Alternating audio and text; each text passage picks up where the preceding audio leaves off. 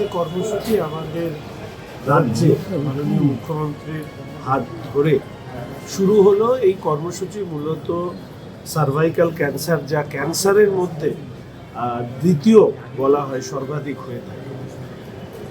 এই কর্মসূচি ভারতবর্ষের সরকারের এই কর্মসূচি, বিভিন্ন রাজ্যে এই কর্মসূচি অনেক আগেই সম্পন্ন হয়েছে।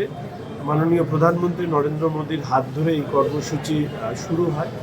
বিনামূল্যে, বিনা শুল্কে কেন্দ্রীয় সরকারের এই কর্মসূচি দীর্ঘদিন ধরে, আপনারা শুনলেন মুখ্য সচিবের মুখে, এই রাজ্যে সেটা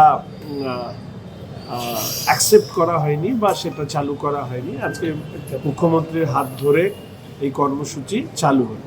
কারা এই কর্মসূচির অন্তর্গত হবেন?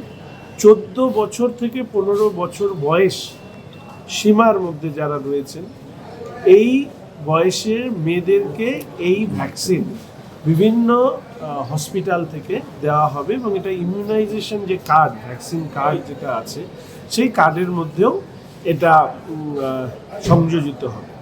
আমি আশা রাখি যে এই ভ্যাকসিনের মধ্যে দিয়ে গ্রহণ করবার মধ্যে দিয়ে, এইচপিভি ভ্যাকসিন গ্রহণ করবার মধ্যে দিয়ে আগামী দিনে আমাদের বাড়ির মেয়েরা, বোনেরা তারা সুরক্ষিত থাকবে এবং এই জরায়ু ক্যান্সারের মতন একটা মারণ ব্যাধি থেকে গবেষণায় দেখা গেছে প্রায় 95% থেকে 100% মায়েরা, বোনেরা তারা এই ধরনের ক্যান্সারে আক্রান্ত হওয়ার থেকে তারা নির্মূল হবে।